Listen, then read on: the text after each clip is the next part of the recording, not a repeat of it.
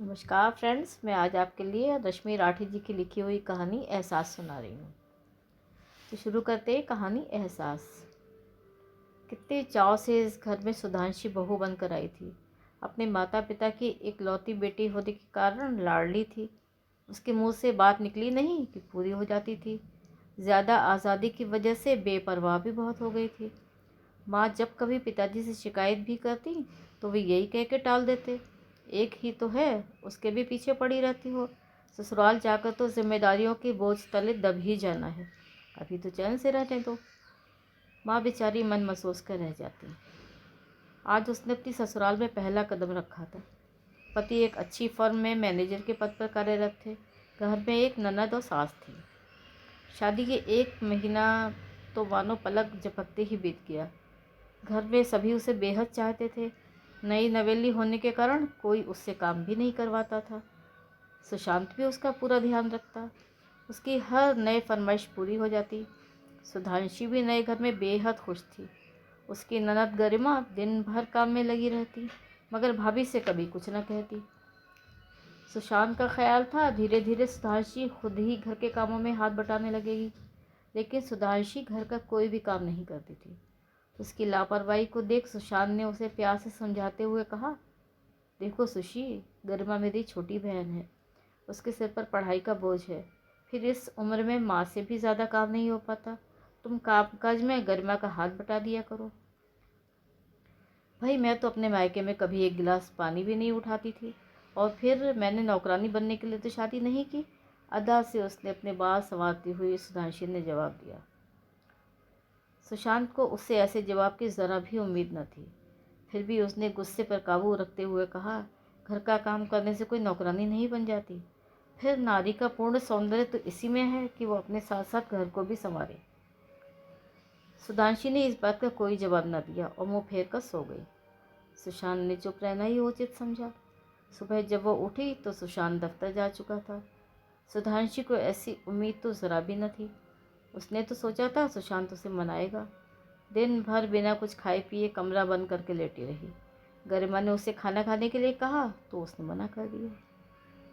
भाभी सुबह से भूखे हैं, उन्होंने कुछ नहीं खाया, शाम को सुशांत के लौटने पर गरिमा ने बताया। सुशांत तुरंत उसके कमरे में गया और स्नेह से सिर पर हाथ फेरते हुए बोला, क्या अभी तक नाराज़ हो? चलो खाना खा लो। मुझे भूख नहीं है, तुम खा लो। अगर तुम नहीं खाओगी तो मैं भी कुछ नहीं खाऊंगा। अगर तुम चाहती हो कि मैं भूखा ही सो जाऊं तो तुम्हारी मर्जी। अच्छा चलो, मैं खाना लगाती हूँ। मुस्कुराते हुए सुधांशी उठी। बात आई गई हो गई। इसके बाद तो जैसे उसे और भी छूट मिल गई। रोज़ नई नई फरमाइशें करती, खाली वक्त में घूमने चली जाती। घर का उसे ज़रा भी ख्याल न था। कई बार सुशांत के मन में आता कि उसे डांटे, लेकिन फिर मन मार कर रह जाता। आज सुशांत को दफ्तर जाने में पहले से ही कुछ देर हो रही थी। उसने कमीज़ निकाली तो देखा उसमें बटन ही नहीं थी। झल्ला कर उसने सुधांशी को आवाज़ दी, तुम घर में रहकर सारा दिन आईने के आगे खुद को निहारती हो, कभी और कुछ भी देख लिया करो। मेरी किसी भी कमीज़ में बटन नहीं है, क्या पहन कर दफ्तर जाऊंगा? लेकिन मुझे तो बटन लगाना आता ही नहीं, गरिमा से लगवा लो। तुम्हें आता ही क्या है, सिर्फ श्रृंगार करना, कहकर सुशांत बिना बटन लगवाए ही दफ्तर चला गया। आज उसका मन दफ्तर में ज़रा भी नहीं लग रहा था। उसे महसूस हो रहा था कि शादी करके भी वो संतुलनपूर्ण जीवन नहीं बिता पा रहा है। उसने जैसी पत्नी की कल्पना की थी, उसका एक अंश भी उस सुधांशी में नहीं मिल पाया था। दिखने में तो सुधांशी सौंदर्य की प्रतिमा थी, किसी बात की कोई कमी न थी, लेकिन उसके रूप में, लेकिन जीवन बिताने के लिए उसने सिर्फ सौंदर्य प्रतिमा की कल्पना नहीं की थी। उसने ऐसे जीवन साथी की कल्पना की थी जो मन से भी सुंदर हो, जो उसका ख्याल भी रख सके, उसकी भावना को भी समझ सके। अरे यार, क्या भाभी की याद में खोए हुए हो? हर्षल की आवाज़ ने उसे चौंका दिया। हाँ, नहीं नहीं तो क्यों हकला क्यों रहे हो? क्या शादी के बाद हकलाना भी शुरू कर दिया? हर्षल ने छिड़ते हुए कहा। कभी भाभी जी को घर लेकर आओ, या उन्हें घर में छिपा कर ही रखोगे? नहीं यार, ये बात नहीं है, किसी दिन समय निकाल कर हम दोनों ज़रूर आएंगे, सुशांत ने उठते हुए कहा। आज उसका मन घर जाने को नहीं हो रहा था। खैर, घर तो जाना ही था, बेमन से घर चल दिया। भैया, तुम्हारे जाने के बाद भाभी मायके चली गई, घर में पहुंचते ही गरिमा ने बताया। बहू बहुत गुस्से में लग रही थी। बेटा क्या तुमसे कोई बात हो गई? माँ ने घबराते हुए पूछा। नहीं नहीं तो यूं ही चली गई होगी, बहुत दिन हो गए थे ना उसे माता पिता से मिले, सुशांत ने बात संभालते हुए कहा। भैया तुम्हारा खाना लगा दूँ? नहीं आज भूख नहीं है मुझे, कहकर सुशांत अपने कमरे की तरफ बढ़ गया। बिस्तर पर अकेले लेटे लेटे उसे सुधांशी की बहुत याद आ रही थी। याद करने पर बीते हुए सुख के लम्हे भी दुख ही देते हैं। ऐसा ही कुछ सुशांत के साथ भी हो रहा था। सुशांत जानता था कि जब तक वो सुशी को लेने नहीं जाएगा वो वापस नहीं आएगी, लेकिन वही उसे लेने क्यों जाए? गलती तो सुशी की है। जब उसे ही परवाह नहीं तो वो भी क्यों चिंता करे? लेकिन उसका मन नहीं मान रहा था। बिस्तर से उठकर गैलरी में आकर टहलने लगा। सोचने लगा सुशी की तरह जिद करेगा तो और भी बात बिगड़ जाएगी। अगर उसे अपने फ़र्ज का एहसास नहीं तो क्या वो भी अपना फ़र्ज भूल जाए? उसे सुशी के साथ किए गए अपने व्यवहार पर गुस्सा आने लगा। इसी कश्मकश में उसे पता ही नहीं चला कि सूरज निकल आया और उसने पूरी रात यूं ही काट दी। आज उसका मन दफ्तर जाने को बिल्कुल नहीं कर रहा था। मन ही मन में उसने तय कर लिया था कि वो सुधांशी को समझाकर वापस ले आएगा। सुशी के बिना उसे एक एक पल भारी पड़ रहा था।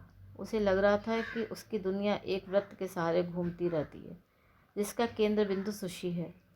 उधर सुशी भी कम दुखी न थी, लेकिन उसका अहम उसके और सुशांत के बीच दीवार बनकर खड़ा था।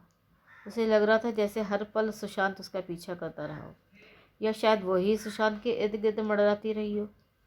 अपने ख्यालों में खोई हुई थी कि माँ ने बताया नीचे सुशांत आया है, तुम्हें बुला रहा है। उसे तो अपने कानों पर यकीन ही नहीं हुआ। जल्दी जल्दी तैयार होकर नीचे आई। मैं तुम्हें लेने आया हूँ। अगर तुम खुशी से अपने माँ बाप के पास रहने चली आई हो तो ठीक है, लेकिन अगर नाराज़ होकर आई हो तो अपने घर वापस चलो, सुशांत ने अधिकार से सुधांशी का हाथ पकड़ते हुए कहा। सुशांत को इस तरह मिन्नत करते हुए देख उसके मन में फिर अहम जाग उठा।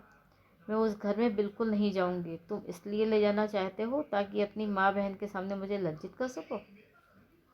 तुम पत्नी हो मेरी, और तुम्हारा पति होने के नाते इतना तो हक है मुझे कि तुम्हारा हाथ पकड़कर ज़बरदस्ती ले जा सकूं। वहाँ तुम्हारा इंतज़ार कर रहा हूँ, अपना सामान बांधकर आ जाओ, कहकर सुशांत कमरे से बाहर निकल आया। जाने की खुशी तो सुधांशी को भी कम नहीं थी। वो तो सुशांत पर सिर्फ ये जताना चाहती थी कि उसे उस घर का छोड़ने का कोई अफसोस नहीं था। घर पहुंचकर सुशांत ने सुधांशी को कुछ नहीं कहा। मामला शांत हो गया। अब तो सुशांत ने उसे टोकना भी बंद कर दिया था। एक दिन सुशांत दफ्तर से लौटा तो देखा माँ रसोई में काम कर रही हैं। पूछने पर पता चला कि गरिमा काम करते हुए फिसल गई थी, पैर में चोट आई है, डॉक्टर पट्टी बांध गया है। सुधांशी कहाँ है माँ? सुधांशी को घर में न देख सुशांत ने पूछा। माँ ने थोड़े गुस्से में कहा, बहू तो सुबह से अपनी किसी सहेली के यहाँ गई है। शाम के 7 बज रहे थे और सुधांशी का कोई अता पता न था। तभी दरवाजे की घंटी बजी। उसने दरवाज़ा खोला, सामने सुधांशी खड़ी थी। अफसोस है, हम लोग फिल्म देखने चले गए थे, लौटते लौटते थोड़ी देर हो गई, बहुत थक गई हूँ आज, पर्स कंधे से उतारते हुए सुधांशी ने कहा। सुशांत चुप ही रहा। उसने सुधांशी से कुछ नहीं कहा। अगले दिन जब सुधांशी कमरे से बाहर आई तो डॉक्टर को आते देखा।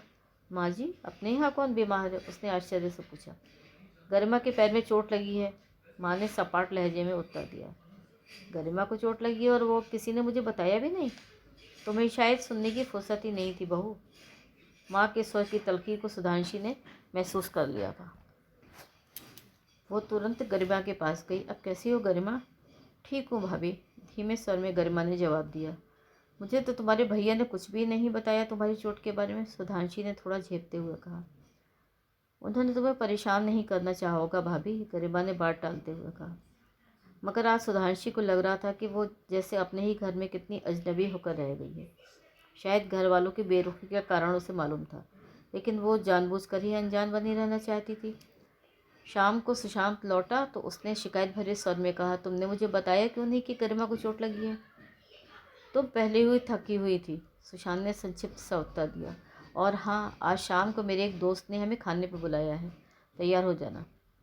घूमने की बात सुनते ही सुधांशी खुश हो गई। जल्दी से अंदर जाकर तैयार होने लगी। एक पल उसे गरिमा की चोट का ख्याल भी आया, मगर फिर उसने नज़रअंदाज कर दिया। भाई खाने में मज़ा आ गया, भाभी जी तो बहुत अच्छा खाना बनाती हैं, सुशांत ने उंगलियां चाटते हुए कहा। तुम तो बहुत खुशकिस्मत हो हर्षल, जो तुम्हें इतना अच्छा खाने को मिल रहा है। तुम तो बहुत खुशकिस्मत हो हर्षल, जो तुम्हें इतना अच्छा खाने को मिल रहा है। यार तुम भी तो कम नहीं हो, इतनी सुंदर भाभी है हमारी। जितनी सुंदर वे खुद हैं उतना ही अच्छा खाना भी पकाती होंगी, हर्षल ने हंसते हुए कहा। अमिता, खाना हो गया है, अब ज़रा हम लोगों के लिए कुछ मिठाई भी ले आओ। अमिता मिठाई लाने चली गई। और भाभी जी, अब आप हमें कब अपने हाथ का खाना खिला रही हैं? हर्षल ने सुधांशी से पूछा। सुधांशी ने सुशांत की तरफ देखा और झेप गई। अमिता का घर देखकर उसे खुद पर शर्म आ रही थी। अमिता सांवली थी और दिखने में भी कुछ खास न थी, लेकिन उसने अपना पूरा घर जिस तरीके से सजा रखा था उससे उसकी सुंदरता का परिचय मिल रहा था। सारा खाना भी अमिता ने खुद ही बनाया था, लेकिन उसने तो कभी खाना बनाने की ज़रूरत ही नहीं समझी थी। सुशांत को इस तरह अमिता के खाने की प्रशंसा देखकर उसे शर्मिंदगी का एहसास हो रहा था। तभी अमिता मिठाई ले आई। सबको देने के बाद एक टुकड़ा फालतू बचा था। लो हर्षल, इसे तुम ले लो, अमिता ने मिठाई हर्षल को देते हुए कहा।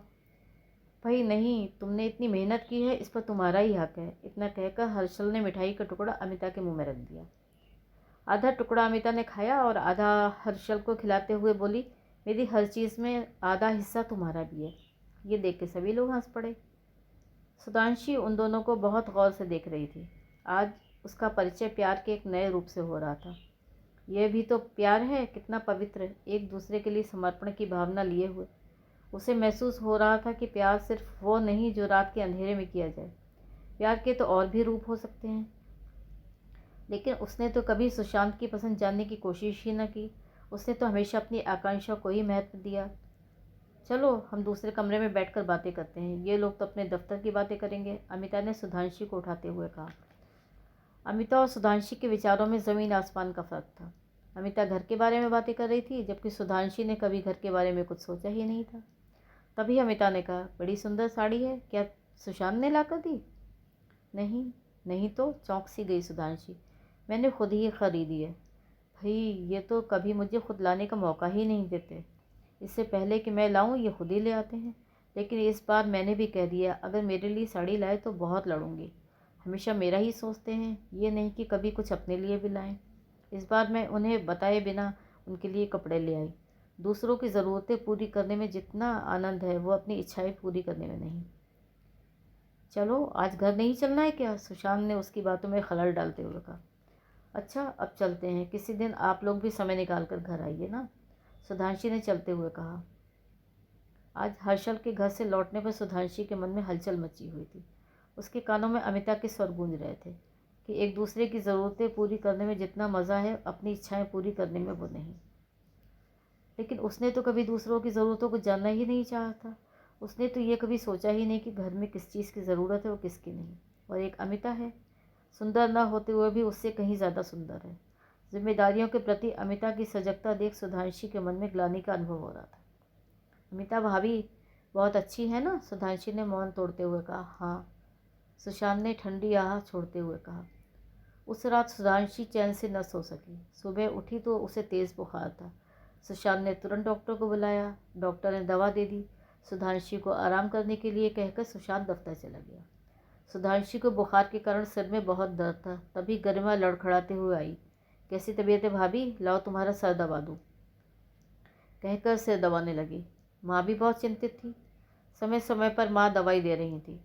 आज सुधांशी को महसूस हो रहा था कि उसने कभी भी इन लोगों की तरफ ध्यान नहीं दिया, लेकिन फिर भी उसके ज़रा से बुखार ने किस तरह सबको दुखी कर दिया। अपने पैर में चोट होने के बावजूद गरिमा उसका भी कितनी परेशान थी उसके लिए। 3-4 दिन में सुधांशी ठीक हो गई। आज वो सुशांत से पहले ही उठ गई। चाय बनाकर सुशांत के पास आई। उठिए जनाब, चाय पीजिए, आज दफ्तर नहीं जाना है क्या? सुशांत को तो अपनी आंखों पर यकीन नहीं आ रहा था। तुम्हारी तबीयत तो ठीक है ना? आज इतनी जल्दी कैसे जाग गई? उसने हड़बड़ाते हुए कहा। जल्दी कहाँ, मेरी आंखें तो बहुत देर से खुली, शून्य में देखते हुए सुधांशी ने कहा। आज उस घर के कामों में उसने खुद ही किए। काम करने में मुश्किल तो बड़ी हो रही थी, मगर फिर भी ये सब करना उसे अच्छा लग रहा था। आज वो पहली बार नाश्ता बनाने के लिए रसोई में आई थी। माँ जी, आज से नाश्ता मैं ही बनाया करूँगी, माँ जी के हाथ से बर्तन लेते हुए सुधांशी ने कहा। बहू, तुम नाश्ता बनाओगी? माँ ने आश्चर्य से पूछा। मैं जानती हूँ माँ जी, मुझे कुछ बनाना नहीं आता, लेकिन आप मुझे सिखाएंगी ना? बोलिए ना माँ जी, आप सिखाएंगी मुझे? हाँ बहू, अगर तुम सीखना चाहोगी तो ज़रूर सिखाऊंगी। आज सुशांत को बड़ा अजीब लग रहा था। उसका सारा सामान उसे जगह पर मिल गया था, कपड़े भी सलीके से रखे हुए थे। जब तैयार होकर नाश्ते के लिए आया तो सुधांशु को नाश्ता लाते देख चौंक गया। आज तुमने नाश्ता बनाया है क्या? क्यों? मेरे हाथ का बना नाश्ता क्या गले से नीचे नहीं उतर पाएगा? मुस्कुराते हुए सुधांशु बोली। नहीं, ये बात नहीं। सैंडविच उठाते हुए सुशांत बोला। सैंडविच तो बड़े अच्छे बने हैं, तुमने खुद बनाए हैं? सुशांत ने पूछा। फिर कुछ रुपए देते हुए बोला, तुम कल अपनी साड़ियों के लिए पैसे मांग रही थी ना, ये रख लो। सुशांत के दफ्तर जाने के बाद सब सुधांशी ने सैंडविच चखे तो उससे खाए ही नहीं गए। नमक बहुत तेज़ हो गया था। उसे सुशांत का ख्याल आ गया, जो इतने ख़राब सैंडविच खाकर भी उसकी तारीफ़ कर रहा था। शायद उसका दिल रखने के लिए सुशांत ने ऐसा किया था। उसकी पलकें भीग गईं। प्यार की भावना को देखकर उसका मन श्रद्धा से भर उठा। उसने जल्दी जल्दी सारा काम ख़त्म किया। घर का काम ख़त्म करने में उसे आज बहुत अपनत्व का एहसास हो रहा था। फिर उसे सुशांत के दिए पैसों का ख्याल आया। उसने गरिमा को साथ लिया और बाजार गई। सुशांत के दफ्तर से लौटने से पहले उसने सारा काम निपटा लिया था। अपनी साड़ियाँ ले आई? शाम को चाय पीते पीते सुशांत ने पूछा। मेरे पास साड़ियों की कमी कहाँ है, आज तो मैं ढेर सारा सामान लेकर आई हूँ। इतना कहकर उसने सारा सामान सुशांत के सामने रख दिया। ये माँ की साड़ी है, ये गरिमा का सूट और ये तुम्हारे लिए। सुशांत उसे अपलक निहार रहा था। उसे यकीन नहीं हो रहा था कि ये वही सुधांशी है जिसे अपनी ज़रूरतों के अलावा कुछ सोचता ही नहीं था। आज जिसे सुधांशी पहले से कहीं अधिक सुंदर लगने लगी थी। अपने लिए कुछ नहीं लाई? प्यार से पास बिठाते हुए सुशांत ने पूछा। क्या तुम लोग मेरे अपने नहीं हो? सच तो यह है कि आज पहली बार ही अपने लिए कुछ ला पाई हूँ। ये सामान लाकर जितनी खुशी मुझे हुई है उतनी कई साड़ियाँ लाकर भी न मिल पाती। सच, आज ही मैं प्यार का वास्तविक महत्व समझ पाई हूँ। प्यार एक भावना है, समर्पण की चेतना, खो जाने की प्रक्रिया, मिट जाने की तमन्ना। इसका एहसास शरीर से नहीं होता, अंतर्मन से होता है। हृदय ही उसका साक्षी होता है, कहकर सुधांशी ने अपना सिर सुधांश के सीने पर रख दिया।